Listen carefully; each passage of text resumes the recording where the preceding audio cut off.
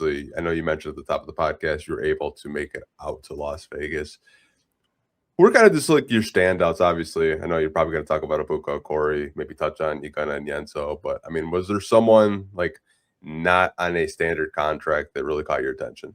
Drake Allen. Yeah. Pretty easy answer there. I thought he was great. Like, he didn't have the type of summer league that really pops like statistically, like in terms of like points, rebounds, assists. But I thought he did all the right things on the court. I wish I had his stats pulled up like right now in terms of like his advanced stats, because like if you talk about like the sheets guys, I've really kind of like had to grow because I was never a math person. I'm just gonna say that I was never a math person in school. That was never my thing. Obviously, I'm a photographer and writer. Like, no shit. But I've had to really like get more familiar with the advanced stats, and luckily I have some people now at Bully Ball who are really into that stuff. So it's kind of like put me on a little bit, and it's given me a little bit of like what to look for. Drake Allen, if he did make it to the NBA level, would be like a advanced stats like wet dream. He does all the right things, and I am so sure that his adjusted plus minus would be so high. I'm sure he was a positive, even though they had a losing record in Summer League. I am almost certain that he had a positive plus minus in all of his minutes because he made every winning play imaginable. His defensive rotations were really good. He was a dog defensively. He was getting in guys' faces. I thought he perfectly fit the Pistons culture. I would be shocked if the Pistons just let him walk on any level. I am so certain that at least he will be with the Motor City Cruise. I think he should get a two-way somehow, some way. Because I thought he was incredible. Like that was, and again, it's not like he was coming out and scoring 20, 30 points a game. But he was doing all the right things to be a quality role player in the NBA and be like a really solid wing. I don't know how tall he is.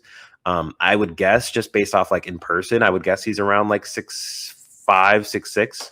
Yeah. So he fits like that wing kind of archetype as well.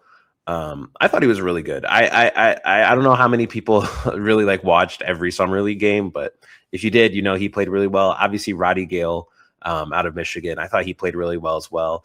That's a lot of wells. I thought he played really well though.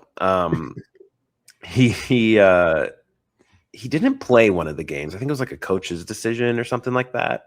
Yeah. I missed one game because I was like traveling that day.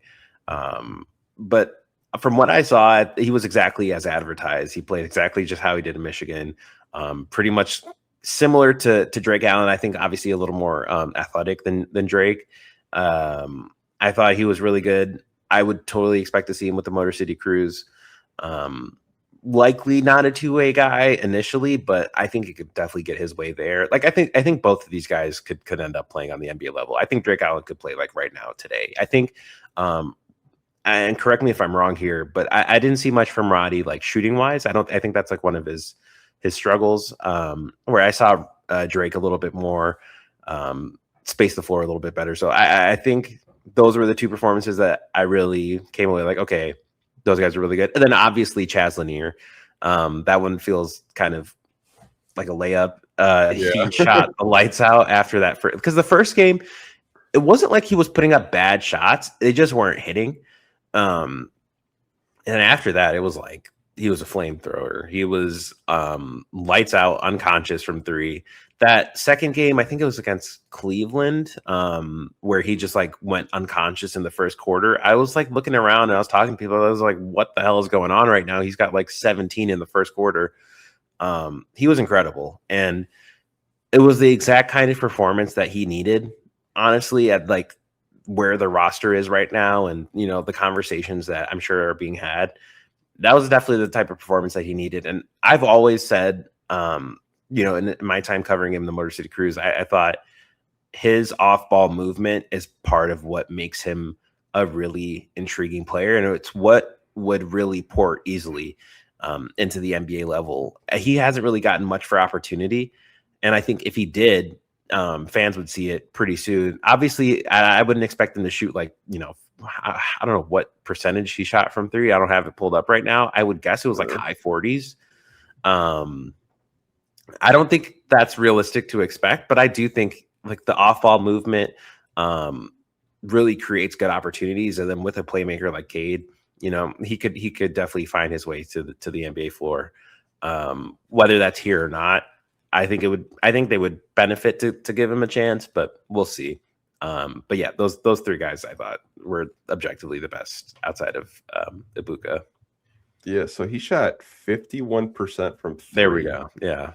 Made 23 out of 45 attempts, which is just insane. But like that's what you want to see out of a second-year player in the summer league. Like that's what they're there for. Drake Allen, like I remember doing like kind of like a podcast, kind of just like looking at all the roster players. I was expecting him to put someone on a poster because he's actually like sneaky athletic. Where like, you don't really see it. Like if you turn his college highlights on, you're like, oh, like he can space the floor a little bit. He's pretty athletic. Like the defense, like I saw kind of like the switchability, but like I feel like it was so under advertised when I was watching the game because I was like, man, who is this kid? Oh, he's on an Exhibit 10. Oh, he's definitely making the training camp roster. Like obviously the Pistons see something there that they're intrigued with. So for sure, Drake Allen, I was really high on. Roddy Gayle, to your point, like if you grew up in Michigan, you're a Michigan fan, like you watch the national championship game, like that's just, to me, Roddy Gayle just kind of screams like Detroit Piston, like just the way he plays. Obviously, he's not the best perimeter shooter, but I think that's something he could definitely work on. Could totally see him like being a Motor City Cruise, like part of the G League team. Maybe he can elevate to a two-way spot, but we don't have any more two-way spots available. But to be honest, I mean, I could argue one of the guys on the two-way contract spots, I just shouldn't have a two-way spot. Like, you guys could probably kind of take a guess if you watched their post-game podcast in their summer league who that is, but because there was one guy in the summer league, I was just like, man, like, what are we doing? What are we doing? But any thoughts on Ugona and Yenso? Because I know a lot of Pistons fans were just like super hyped with him, and then it kind of seems like this might just be like a huge development project. Yeah, it was exactly what I expected from Ugona. Like people were like, "Oh my god!" Because I think I tweeted like I was like, I think Ugona is exactly as advertised. You can see the defensive upside, but there's a lot to work with there offensively. And some people are like, "Man, are you kidding me?" Like as advertised, like this guy's like not ready for the NBA at all. I'm like, no shit. Like that's why he's on a two-way, right? Like, the physical tools are 100% there. I think the shot blocking is there. I think he just needs refinement. I think a year of development will do wonders for him. It's a lot to project someone who's as raw as he is to be like, okay, this guy's 100% going to be an NBA player. But if it works out, he will 100% be an NBA player. He just really has to get more familiar with the feel of the NBA game. You could see him getting lost a little bit, especially offensively and defensively. Sometimes his rotations were a little bit slow. But I think the physical tools are 100% there. And I think, correct me if I'm wrong, he's like the first true 7-footer they've had in like a very long time. Yeah. I want to say the last one was it like Plumlee, or was Plumlee like a real 7? He was like 6'10" or something. So yeah, I don't know who the last 7-footer that was on this team was, but he's a true 7-foot. He's a legit 7-foot too. Being up close and personal, big son of a bitch. But he's legit. Like he's a project. He's legit a project. Like we say the 2 years away from being 2 years away. He's probably 2 years. He's 2 years away. I wouldn't say he's 2 years away from being 2 years away, but he's 2 years away, I would say. But the draft guys that I really trust and believe in really love Ugona. We talked about it before the draft. Before there was ever a possibility he would even land here. They were really high on him. And I believe in the process there. And I believe ultimately that like Trajan sees something in him. He was like beaming with pride when I was at the introductory press conference for Ugona. I don't think Trajan saw anything that surprised him in terms of like being more raw than expected. I think that's exactly what we expected. If you watched any bit of his college tape, it's pretty much as advertised, even down to the 1 3-point shot, right? Like he did get that one up and he did hit. So there is potential there that he could be a stretch big, which would be really cool. But yeah, Ugona is going to be a project, but I definitely think there is something there. Yeah, I'm probably gonna have to go to a few Motor City Cruise games this year just as a spectator, just to see like how the development's going, because I fully anticipate him like getting at least maybe sixth man or even starter minutes, just to kind of refine his skill down there. And just like a lot of the things you mentioned, like it's just he was out of position or he wasn't really rotating, and like laterally I think he could get a little bit quicker, but it's a lot of the things that he messed up on are actually correctable with coaching, which I don't think there's like any like red flags with him as a prospect. Like at the end of the day, like if he's your backup center, like that's a win with the guy that you're drafting in the high 50s in the second round, which I think that could probably be a ceiling in a few years. But one guy I know we're probably going to talk about a lot is Ebuka Okorie. I read an ESPN piece and I kind of just like, I didn't agree with it. I don't know if you read it. It was like their 30 things, what we learned about each team. And they kind of said they don't expect Ibuka to be an impact player like year one. Obviously, he did have his first game, he looked really good. Last game, he looked really good. Just in between, there was the shot selection that I think a lot of people were pointing at. I mean, what is kind of just your overall take with his summer league and people saying that maybe he's not ready to be a contributor year one? I think it's a little harsh. I mean, I can understand why. We were talking about this earlier. I can understand why, there's questions of will he play, right? Like, I think the question is, will he play versus can he play? I think he 100% can play. I think there's no doubt that Ebuka Okorie, like if he was on even a play-in team, if he was on the Charlotte Hornets, he would probably like be in the starting conversation. Like he is legitimately, in my opinion, if he was in the 2024 NBA draft, I think he would have gone like top 5, top 10. Like I think this is a guy who can 100% contribute day one. The shot selection thing, I don't necessarily know if I agree with that, because good or bad, he got to pretty much the same spots each game. His finishing at the rim was obviously way better in that final summer league game.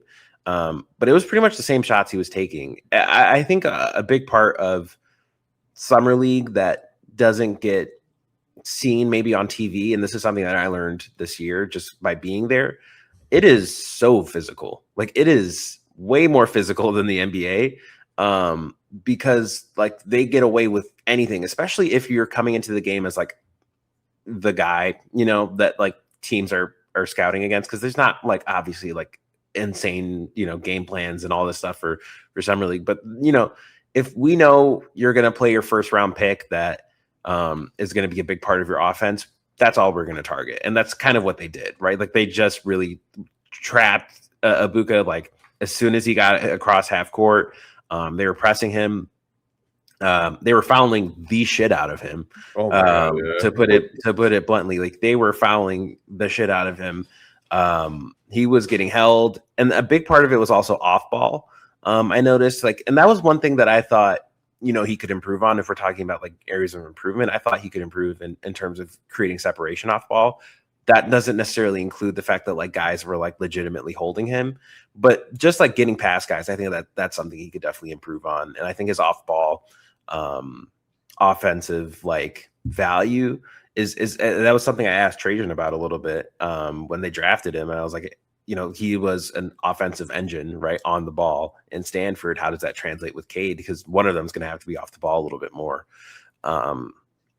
Obviously we're a little bit of a ways away from that being like a starting conversation, but yeah. I'm sure they'll share the core at some point this season. And it's hard for me to imagine that he doesn't play this season. Like I doubt this is a redshirt year for him where he spends like most of his time in the Motor City Cruise, just because I know that this front office is so high on Ebuka Okorie that it's hard for me to imagine him not playing at all. So I like the question is like, how will he fit in? It's not can he fit in? I really disagree that he's not a day one contributor. He could 100% be a day one contributor. I think the flashes that I saw in Summer League were exactly what I saw in Stanford, and it's exactly why I was super high on him. And outside of like Darren Peterson, Mikal Brown, I had Ebuka Okorie like right there. I thought he was like a top 3 guard in this class, and the fact that the Pistons were able to get him at technically 17, I think that's a big win. I think the upside's definitely there. I don't think he's going to start obviously day one. I don't think he's even probably going to start next year, unless some like insane development happens like year one, where he looks like that final Summer League game like every game. But I do think the vision is there long term for him to end up being that secondary guy. I know when I read that article, I was kind of just like, well, I'm not really going to put stock on him struggling when that was the worst Summer League roster. Like, no disrespect to the players that were on that roster. That was the worst Summer League roster I've seen in probably 10 years. It was just terrible, man. I was just like, our Motor City Cruise guys are just eating. Shout out to Isaac Jones and Bryce Williams. Like, they're not passing the ball when they get it. Like, they're just going to go for 20-25. But, I mean, I honestly think there's a real conversation of backup backup point guard, with him and Danish Jenkins. Like, I think that's a camp battle that I'll be paying attention to, because I don't really think it's set in stone right now. And I know you mentioned the pressure. I was reading one of the transcripts. A quote that Trajan said that really caught my attention was like Ibuka leading the second unit. So I think Trajan envisions him being a backup guard with the second unit. I think that's where he wants to see him get those reps in this upcoming season. But I was pretty impressed with this Summer League. Like, the shooting splits really didn't concern me too much, because he was able to get just primetime real estate and get those paint touches. Like, what happens when he actually plays with the center that can set a pick? What happens when he actually plays with real NBA players that can space the floor? Like, he was looking for Chaz Lanier almost every possession. Like, what happens if he's throwing it to Duncan Robinson or Kevin Huerter or Isaiah Joe, or, he's getting a screen by Paul Reed or a lob pass to Paul Reed? Like, I think he'll be fine, and I think he could be a day one contributor with the Pistons and JB Bickerstaff. Yeah, it's kind of ironic because like a lot of times the conversation with Summer League is like, oh, like just wait till this guy has to play against an NBA. But like now it's like, man, if this guy can just get to play with NBA players, his play will look so much better. Because usually you hear just like the opposite. It's like, oh, this guy's not going to translate to the NBA, or like it's going to be tough for him to. It's like, I think the question isn't will he like it. The question is just, can he end up being part of the rotation? Because if he is, I think there's no doubt that he could 100% benefit from playing alongside, Cade, playing alongside even the second unit guys like Duncan or Isaiah Joe, like you mentioned, or Paul Reed, or if Duren ends up like, having some rotations where, he's sharing the court with Ibuka. I thought they would play really well together as well. Did it again. But I think Ibuka's, and I think he can also play with Danis. Like, I don't think it necessarily has to be a training camp battle. I think it like, maybe there's a world where he ends up being a 1-2 combo. Cause I thought Danis played really well with Marcus Sasser in the playoffs. Like, that was something that I think worked really well, that like didn't really get talked about much. And obviously Marcus is gone now, and that's just kind of over with, but that was like a huge part of why they won Game 6 was Danis and Sasser really just having this great synergy together off the bench. Again, the question isn't like, can that work? It's how will it work? Because there's so much depth in the guard room right now. So it's a lot to figure out, but I have no doubts really that Ibuka at minimum can be a contributor in the NBA.